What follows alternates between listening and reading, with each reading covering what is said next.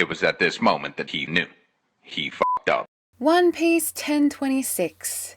A treasure trove of moments I didn't even know I wanted until I did. Hello there, I'm Dawn of the World, and it is that time of week where I'll be shining a light on the latest chapter of One Piece, that being chapter 1026, Tenno-zan, Turning Point. Let's start with the title page. Everyone's looking really cute here. Nami's looking very cute. Did she get a haircut? Also, I did recognize this design from one of her childhood dresses that Bella Mera made right away. It makes me wonder, was this dress foreshadowing for Sunny and therefore for the Dawn? Probably not. I also think that my brother should get one of these shirts because his name is Ryan, which sounds exactly like lion in Japanese. Anyway, this chapter opened up on the Fire Festival, which was really exciting. It looks like a lot of fun. Otoko is having fun, which is wonderful because she deserves it. Even when, unbeknownst to her and the others celebrating in the flower capital, Onigashima looms just behind the clouds, threatening to crush everyone and everything,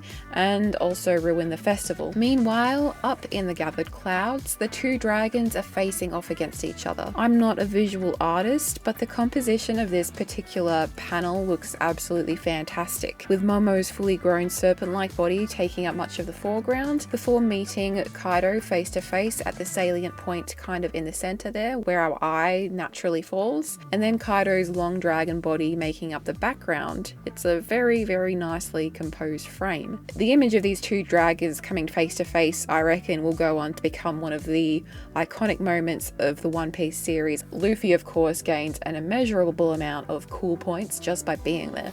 We get some impressive aerial maneuvering from Momo. He kind of forms a hoop through which Kaido fires this fire beam of his.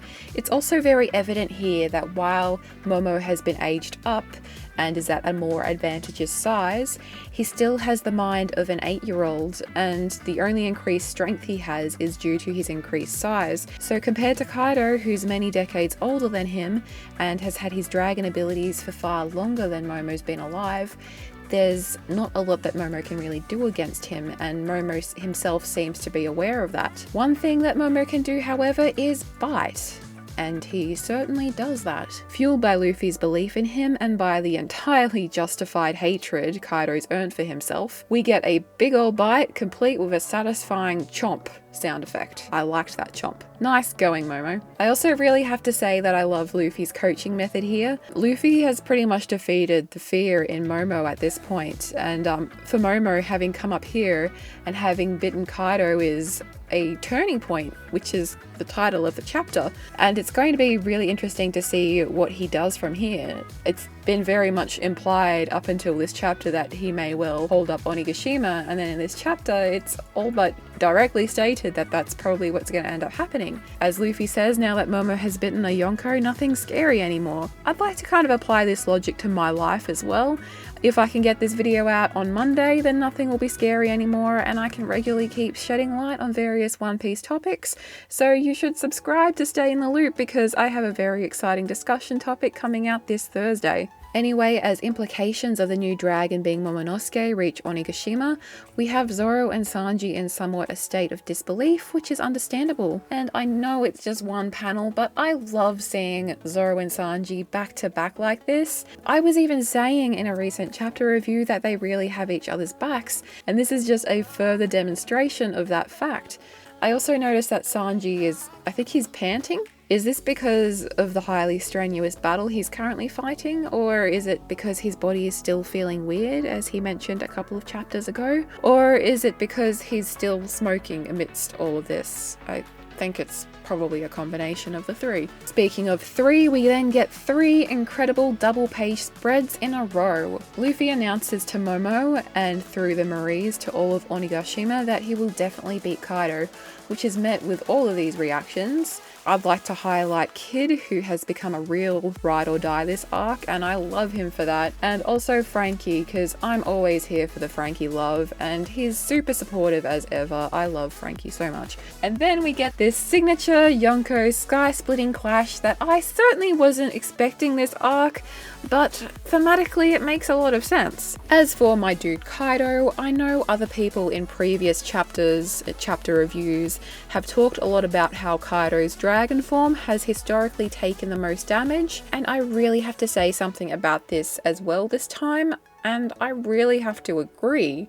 He is a pinata. A big blue scaly pinata, except I don't think he's filled with lollies and sweets, but I have been wrong before. What do we think of Kaido-shaped pinatas anyway? Like, would this be an appropriate thing for a Wano-themed party?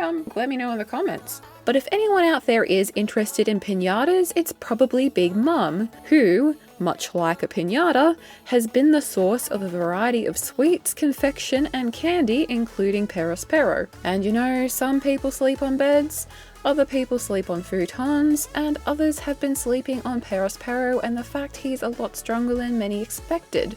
He would have won this fight against Neko, who is incredibly powerful, were it not for the moon being unveiled by the sky splitters. So on a normal day where there's no moon or anything in the sky, Perospero would win in a fight against Nekomamushi. I think he gets overlooked due to the fact he is not the highest ranking of Big Mom's subjects, despite being the eldest, but he's still the son of a Yonko, and it really shows. I would also like to highlight this face that he makes when Luffy and Kaido split the clouds and the moon comes back out.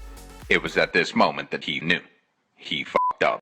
Neko and Inu take down their respective opponents with Odin one-sword style, a wonderful homage to a wonderful man, and I must say I love the synthesis of these two scenes, of Luffy and Kaido's battle affecting the outcome of Neko and Inu's fights with Perospero and Jack. And then we see what appears to be a sneaky Orochi watching all of this chaos unfold, and that's it.